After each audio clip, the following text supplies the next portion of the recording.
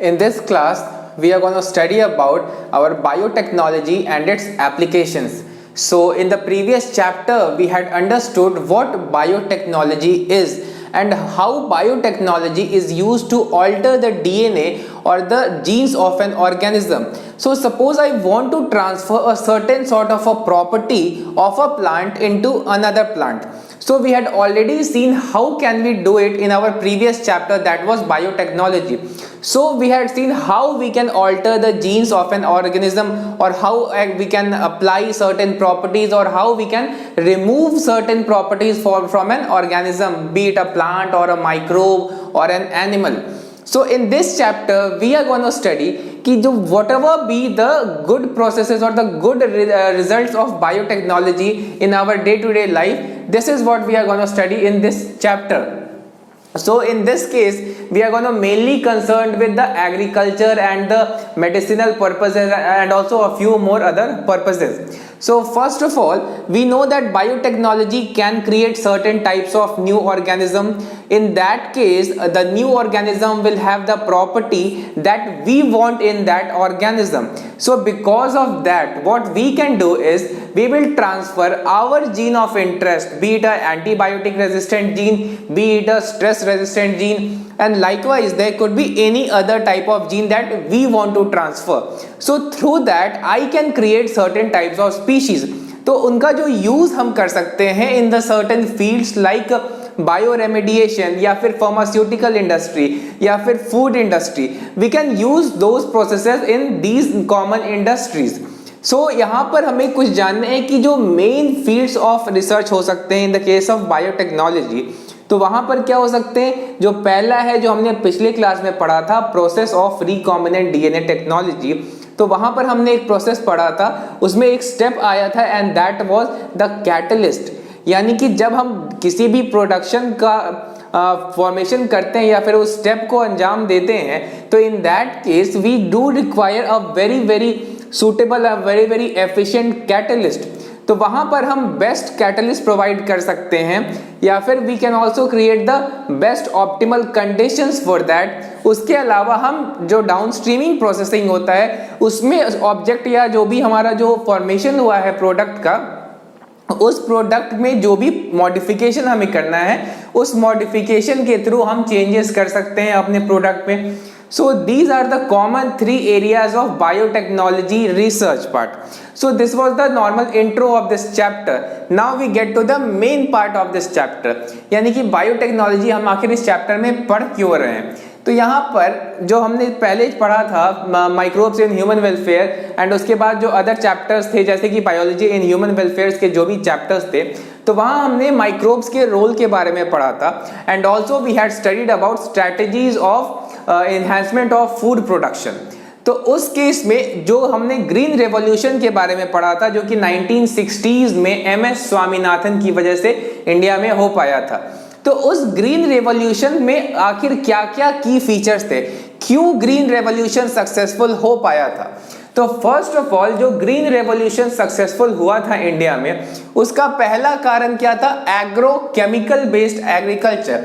यहाँ पर ये केमिकल वर्ड बहुत इंपॉर्टेंट है. तो ये केमिकल वर्ड का मतलब ये है कि यहाँ पर जो भी हमने फर्टिलाइजर्स या पेस्टिसाइड यूज किए थे, दीज वर सिंथेटिक केमिकल्स. यानी कि इनके यूसेज की वजह से प्लांट्स में प्रोडक्शन कुछ हद तक इंक्रीज हुआ था. तो इन दैट केस हमने जो इंक्रीज किया था प्रोडक्शन, वो प्रोडक्शन जो क्रॉप्स में दिखा हमें, उस इंडिया में पूरे इंडिया में जो भी क्रॉप्स में कमी थी या फिर फूड सप्लाई में कमी थी, उसमें जो इंक्रीज हुआ वो सडनली कैसे हुआ. तो यहाँ पर हमने कुछ इम्प्रूव्ड वैरायटी ऑफ क्रॉप्स का यूज किया जिनका कि पर हेक्टेयर या पर एकड़ प्रोडक्शन काफी ज्यादा था. तो उन क्रॉप्स का हमने यूज किया and likewise we use certain other pesticides and fertilisers. So organic farming जो दूसरा स्टेप है, सर्टेन इसमें क्या हुआ कि मैन्योर यूज किया गया. तो ऊपर वाले केस में हमने केमिकल्स का यूज किया. Chemicals are very harmful for the environment. लेकिन सेकेंड वाले स्टेप में हमने क्या किया, यहाँ पर हमने मैन्योर यूज किया. मैन्योर जिसे हम नॉर्मली गोबर से बना सकते हैं या फिर we can create it using certain plant waste और animal waste and also we could create it by bio fertilizer और bio pesticide और bio control। तो ये सारे ऐसे steps होते हैं जिससे कि environment पर negative असर ना हो। So these were the two methods and now GMO based agriculture। अगर हम पहले दो मेथड्स की बात करें तो सपोज करो हमने एक नया वेराइटी का क्रॉप यूज किया जिसका प्रोडक्शन ज्यादा है, देन हमने उस पर केमिकल फर्टिलाइजर डाला और केमिकल पेस्टिसाइड डाला, तो भी मेरा क्रॉप प्रोडक्शन थोड़ा सा इंक्रीज कर गया। अब मुझे और इंक्रीज करना है क्रॉप प्रोडक्शन, तो मैंने organic manure, bio fertiliser, bio pesticide, bio control भी डाल दिया। अब मुझे भी इससे भी काम नहीं चल रहा है, तो मुझे क्या करना है, तो मैं चाहता हूं कि मेरा क्रॉप प्रोडक्शन और भी ज्यादा बढ़ जाए। In that case we have to use this GMO based agriculture और genetically modified organism based agriculture. तो यहां पर क्या होता है कि ये मैक्सिमम इंक्रीज दे सकता है। तो ये मैक्सिमम इंक्रीज क्यों दे सकता है? क्योंकि यहां पर हम न्यू टाइप का जीन्स ऐड कर सकते हैं किसी भी क्रॉप के अंदर। तो इन दोनों मेथड से उतना ज्यादा क्रॉप प्रोडक्शन में इंक्रीज नहीं हो पाया, तो हमने कोई नया मेथड खोजा और वो नया मेथड क्या था? GMO based agriculture. तो जब हमने देखा कि हमारा फूड सप्लाई उतना नहीं इंक्रीज हो पाया, किस मेथड से? पहले दोनों मेथड से, तो हमने तीसरा मेथड लगाया, that is GMO based agriculture. तो GMO बेस्ड एग्रीकल्चर से सबसे ज्यादा क्रॉप प्रोडक्शन में इंक्रीज हुआ, यानी कि मैक्सिमम इंक्रीज इन यील्ड। अब हमें ये जानना है कि आखिर ये GMO है क्या। तो ये जो GMO होता है basically it's full form is genetically modified organism. तो इसका जीनोम यानी कि इसका जो DNA है, इसका जो DNA होता है, इसके DNA को ऑल्टर कर दिया जाता है, यानी कि इसका DNA को जेनेटिकली मॉडिफाई कर दिया जाता है। इसका मतलब ये हो सकता है कि सपोज इसके DNA में कुछ खराब प्रॉपर्टीज थे या कुछ खराब जीन्स थे, तो उनको हमने काट के अलग कर दिया, या फिर हम उस पर कुछ एडिशन करना चाहते हैं तो उनके जीन्स में हम एक्स्ट्रा एडिशन कर देंगे जिससे कि उनका जीनोम मॉडिफाई हो जाएगा। अब जो नया जीन हमने ऐड किया है वो हो सकता है कि किसी दूसरे स्पीशीज का हो या हो सकता है उसी स्पीशीज का हो। तो उसी से मिलता जुलता एक वर्ड है ट्रांसजेनिक्स, यानी कि GMO को कई लोग कई बार ट्रांसजेनिक्स भी बोलते हैं, but genetically modified organism could be transgenic, not in every case. तो यहां पर क्या होता है कि ट्रांसजेनिक में भी हमने DNA को ऑल्टर किया है और यहां भी ऑल्टर किया है, लेकिन यहां पे जो इंपॉर्टेंट फीचर है वो है other organism. That is transgenic में हम हमेशा किसी दूसरे ऑर्गेनिज्म के DNA के पार्ट या फिर उसके जीन को ऐड करते हैं। तो ट्रांसजेनिक और जेनेटिकली मॉडिफाइड ऑर्गेनिजम्स काफी सिमिलर चीजें हैं, लेकिन इनमें सटल डिफरेंसेस भी हैं। डिफरेंसेस क्या है कि इनमें हो सकता है कि बाहर वाला जीन ऐड ना किया गया हो, that is genetically modified organism में बाहर वाला जीन ऐड ना किया गया हो, लेकिन ट्रांसजेनिक में इट इज फॉर श्योर कि हमने किसी दूसरे स्पीशीज का, किसी दूसरे ऑर्गेनिज्म का जीन्स को उस स्पीशीज में ऐड किया है। सो ये डिफरेंस होता है ट्रांसजेनिक और जेनेटिकली मॉडिफाइड ऑर्गेनिज्म में। Therefore, every transgenic organism is a genetically modified organism, but not every genetically modified organism is a transgenic. तो यहाँ पर हम हमेशा दूसरे स्पीशीज का DNA का जीन्स का यूज करेंगे और यहाँ पर जरूरी नहीं है कि किसी दूसरे स्पीशीज का DNA का जीन्स यूज करेंगे, यहाँ पर उसी स्पीशीज का हम DNA को ऑल्टर कर सकते हैं। So this is the difference between transgenics and genetically modified organism. Now we come to this part that through GMOs following goals have been achieved। तो हमने इतना ज़्यादा बायोटेक्नोलॉजिकल प्रोसेस पढ़ा और उससे हमें अचीव क्या हुआ वो तो बहुत इंपॉर्टेंट है। यानी कि हम जो भी यहाँ प्रोसेसेस कर रहे थे ऊपर से लेकर यहाँ तक, तो हमारा मेन मोटिव क्या था और क्या हमने उन मोटिव्स को अचीव किया, तो वो देखते हैं। तो जेनेटिकली मॉडिफाइड ऑर्गेनिजम्स को जब हमने यूज़ किया तो उससे हमें क्या क्या अचीव हुए। तो पहला है reduced use of chemical pesticide. तो हमने पहले स्टेप में देखा था कि केमिकल पेस्टिसाइड एनवायरनमेंट के लिए बहुत डैमेजिंग होते हैं, एनवायरनमेंट को बहुत डैमेज पहुंचाते हैं। तो उस केस में इससे क्या हुआ कि हमें बहुत ही कम पेस्टिसाइड की ज़रूरत पड़ती है या फिर केमिकल फर्टिलाइज़र की काफ़ी कम ज़रूरत पड़ती है। तो इससे जो इन्वायरमेंट पे नेगेटिव इम्पैक्ट होता वो तो कम हो गया। Now we see the other one, तो that is stress tolerant crops. तो यहाँ पर स्ट्रेस टॉलरेंट क्रॉप्स का मतलब क्या है? तो जब भी किसान खेत में पौधा लगाता है या अपना फसल लगाता है तो उस खेत में बहुत सारे कंडीशंस हो सकते हैं। सपोज करो कि बहुत ज़्यादा रेनफॉल हो जाता है और खेत में वाटर बहुत ज़्यादा हो जाता है, तो ऐसा भी तो हो सकता है ना कि रेनफॉल ही ना हो और वहाँ ड्रॉट हो जाए। हो सकता है कि सॉइल का पीएच वैल्यू काफ़ी कम हो जाए, यानी कि सॉइल एसिडिक हो जाए या ज़्यादा हो जाए तो अल्कलाइन हो जाए या बेसिक हो जाए। तो ऐसे जो कंडीशंस होते हैं इन्हें हम कहते हैं स्ट्रेस। तो स्ट्रेस टॉलरेंस क्रॉप्स का मतलब क्या हो गया? ड्रॉट हो गया या फिर फ्लड एटसेट्रा।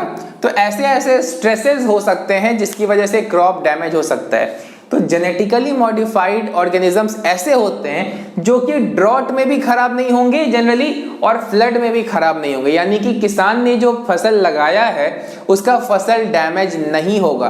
तो in that case it is very beneficial for the farmer, और अगर फार्मर के लिए बेनिफिशियल है so that farmer is producing the food for the whole country.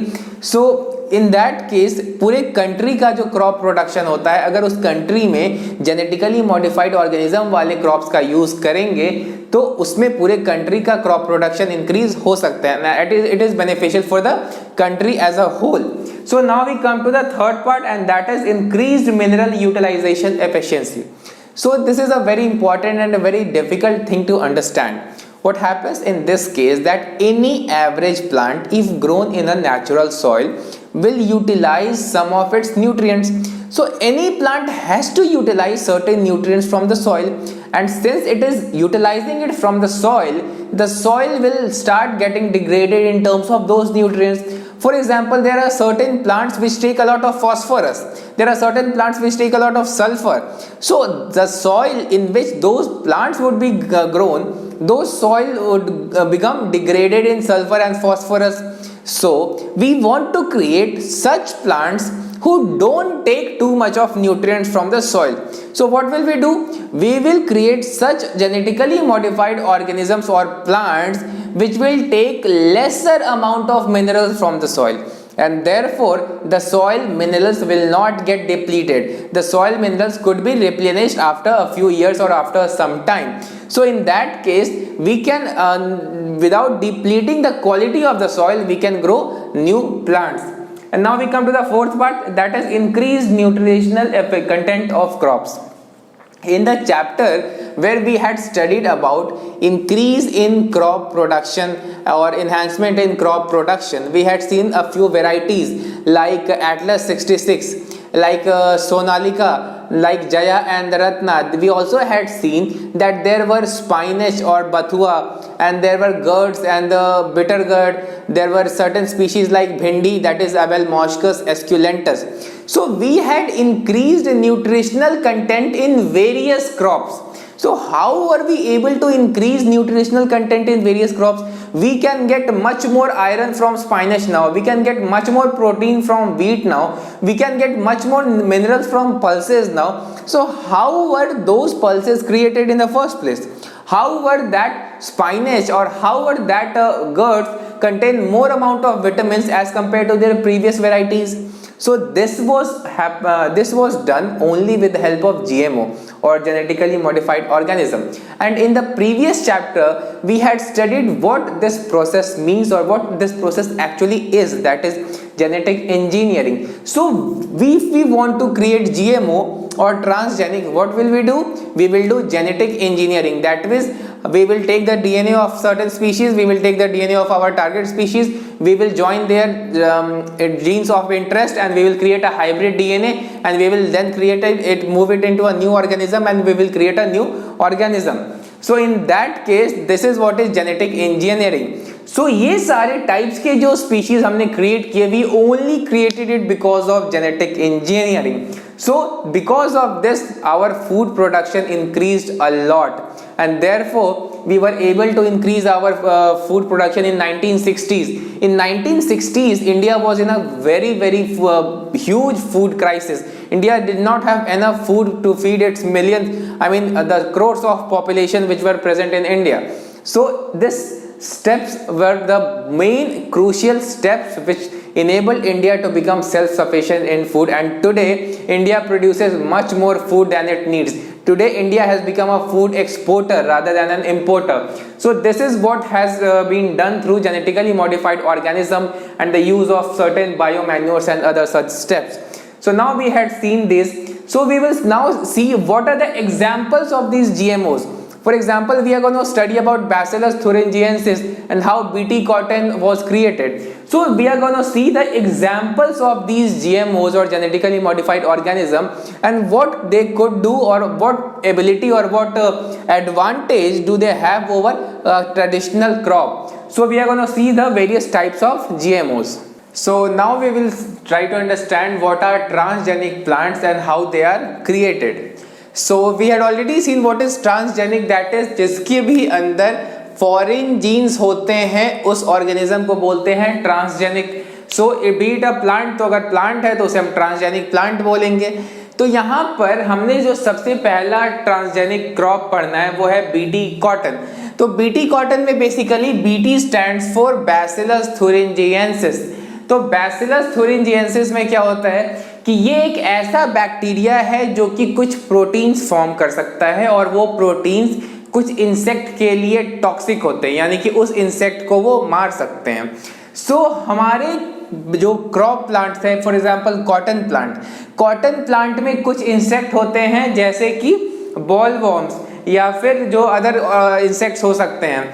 तो ये जो बॉलवॉर्म्स होते हैं कॉटन प्लांट को बहुत ही ज़्यादा डैमेज पहुंचाते हैं और कॉटन का यील्ड पे बहुत ज़्यादा असर करते हैं. तो we want to kill these insects. तो इन इंसेक्ट को मारने के लिए बैक्टीरिया चाहिए. बैक्टीरिया वो बना रहा है प्रोटीन, लेकिन हम बैक्टीरिया को कैसे मारेंगे? बैक्टीरिया का जो प्रोटीन है जो कि जहर है वो इंसेक्ट तक हमको पहुंचाना है. So this is our main motive behind this process. So what we would do is simply we take out the gene from the bacteria, we just associate that gene with the cotton plant genome, and that cotton plant genome will produce that gene, and therefore the protein, and therefore the protein will get to the insect, thereby killing the insect. तो ये हमारा short summary है. So now we will see how this happens. So first of all, Bacillus thuringiensis produces protein that kill Lepidopterans. These are the Lepidopterans, Coleopterans and Dipterans. All these are members of Arthropoda. That is, these are a sort of insect type. And now what we want to kill these. So what do we do? हमने क्या किया कि BT जो है यानी कि Bacillus thuringiensis, short में we call it BT. तो ये एक प्रोटीन प्रोड्यूस करता है जो इसमें कि क्रिस्टल्स के फॉर्म में होता है. वो क्रिस्टल्स जो होते हैं वो नॉर्मली इनएक्टिव होते हैं, उनके अंदर वाले प्रोटीन्स. क्यों इनएक्टिव होते हैं? क्योंकि जो बैक्टीरिया है अगर उसी के अंदर एक्टिव हो जाएंगे तो बैक्टीरिया खुद भी तो मर सकता है ना. सो बैक्टीरिया के अंदर वो इनएक्टिव होते हैं, और जब इनएक्टिव होते हैं तो उन्हें हम बोलते हैं प्रोटॉक्सिन. आपने ज़रूर 11th क्लास में पढ़ा होगा कि जो हमारे पेट से एंजाइम्स निकलते हैं जैसे कि पेप्सिन, वो भी इनएक्टिव फॉर्म में निकलता है जिसे बोलते हैं पेप्सिनोजन. तो रेनिन जो हमारे पेट से निकलता है वो भी प्रो रेनिन के फॉर्म में निकलता है. हमारे पेट में जो ट्रिप्सिनोजन निकलता है वो भी इनएक्टिव होता है, वो ट्रिप्सिन में कन्वर्ट होता है. तो लाइकवाइज यहाँ पर जो जहर है वो इनएक्टिव है, वो प्रोटॉक्सिन के फॉर्म में है. तब वो इनएक्टिव से एक्टिव कब होगा? तो जब जो बैक्टीरिया वाला जीन है वो जब प्रोड्यूस कर रहा है वो जहर, तो वो जहर जब तक एल्कलाइन पीएच में नहीं जाएगा तब तक वो एक्टिव नहीं होगा. तो जब ये इंसेक्ट आएगा, ये जब हमने ट्रांसफ़र कर दिया है, तो ट्रांसफ़र कर दिया है बीटी कॉटन का जो क्राई जीन है, तो उससे क्या होगा? कॉटन प्लांट के अंदर भी वो जीन चला गया. कॉटन प्लांट के अंदर वो जीन चला गया तो कॉटन प्लांट में भी वो जहर बनेगा. कॉटन प्लांट में वो जहर बनेगा तो इंसेक्ट आएगा, उसके पत्तों को खाएगा, तो इंसेक्ट के अंदर पॉइजन चला जाएगा. और इंसेक्ट के अंदर क्या होगा? उसका जो गट होता है, यानी कि जो उसका जो एलिमेंट्री कैनाल है, उस एलिमेंट्री कैनाल पे क्या होगा कि एल्कलाइन पीएच होगा, यानी कि बेसिक मीडियम होगा। तो वहां पर वो जो प्रोटॉक्सिन था वो हो जाएगा एक्टिव। अब जब एक्टिव हो गया तो एक्टिव होने के बाद वो जहर अपना काम करेगा, तो उसका जो मिड गट होता है, आपने इंसेक्ट के बारे में पढ़ा होगा, इनका एलिमेंट्री कैनाल को 3 पार्ट में डिवाइड करते हैं, foregut, midgut and hindgut. तो जो फोरगट वाला पोर्शन है होता है उसमें एसिडिक पीएच होता है, अल्कलाइन पीएच होता है मिडगट वाले पोर्शन में। तो यहाँ पर अल्कलाइन पीएच में मिडगट के जो वॉल्स होंगे वहां से क्या होगा, एसोसिएट हो जाएगा और उसके वॉल्स में पोर्स क्रिएट कर देगा, जिससे कि लाइसिस हो जाएगा, उसका जो वॉल्स हैं वो ब्रेक डाउन हो जाएगा उसके मिडगट का।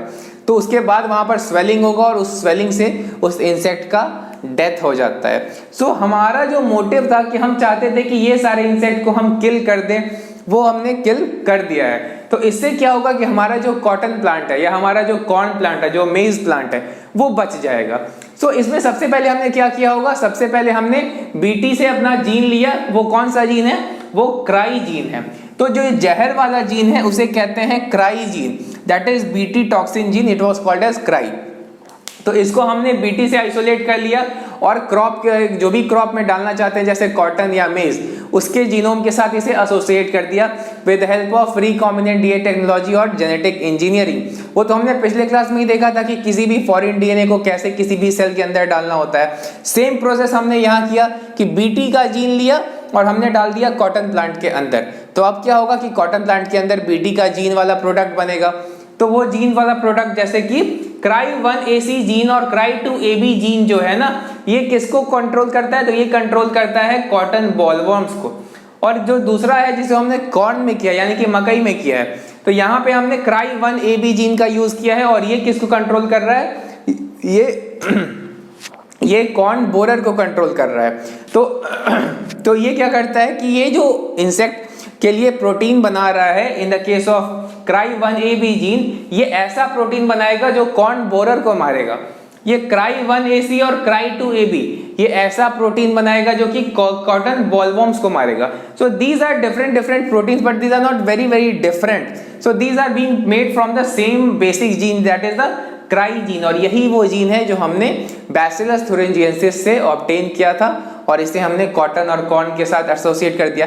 इसके अलावा हम और भी बीटी क्रॉप्स बनाते हैं। इट्स नॉट जस्ट कि हमने बीटी कॉटन बनाया और बीटी कॉर्न बनाया, इसके अलावा बहुत सारे क्रॉप्स में हमने यही वाला जीन डाल के, इसके डिफरेंट वेरिएंट्स को डाल के डिफरेंट इंसेक्ट्स को टारगेट किया और इंसेक्ट्स को मार दिया।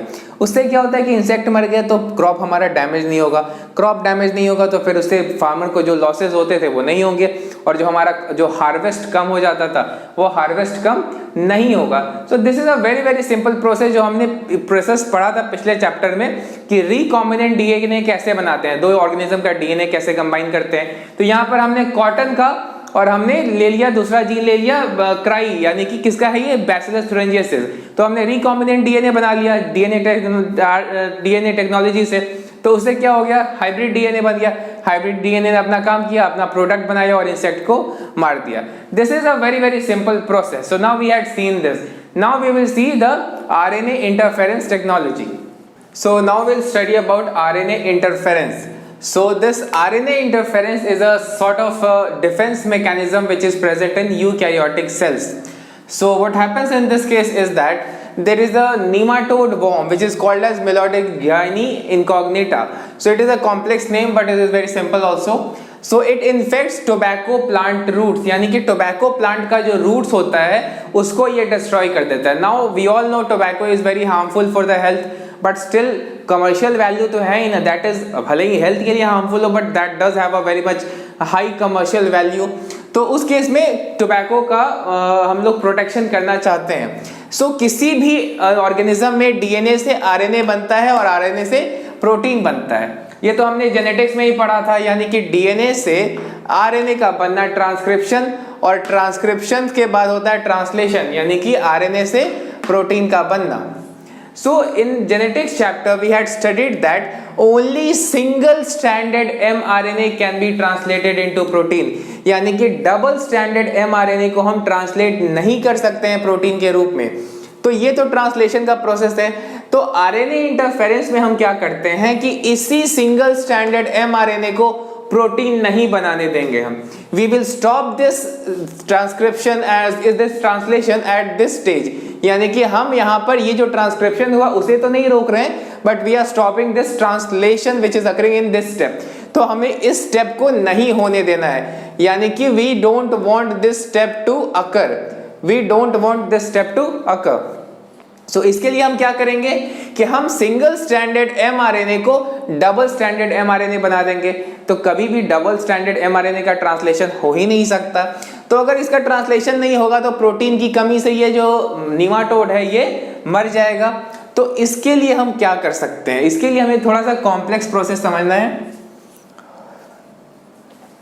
सो व्हाट वी विल डू कि यहां पर कॉम्प्लीमेंट्री सीक्वेंस हम बनाना चाहेंगे। तो इस आरएनए में कोई रैंडमली कोई दूसरा आरएनए तो आके अटैच होने वाला नहीं है, तो इसे हम क्या करेंगे, इसका एक कॉम्प्लीमेंट्री सीक्वेंस बनाना है। तो उसका कॉम्प्लीमेंट्री सीक्वेंस बनाना ही सबसे ज्यादा मुश्किल काम है। तो हमने पहले ही देखा था कि पिछले चैप्टर में एग्रोबैक्टीरियम वेक्टर होते हैं, यानी कि एग्रोबैक्टीरियम ट्यूमीफेशियंस की मदद से हम प्लांट के अंदर अपने जो जीन चाहें वो जीन डाल सकते हैं। तो हमने इसका जो जीन है इस आरएनए का, यानी कि उस आरएनए का जीन को हमने क्या किया, एग्रोबैक्टीरियम के वेक्टर के साथ जोड़ दिया और उसे डाल दिया रूट के अंदर, यानी कि प्लांट के सेल के अंदर।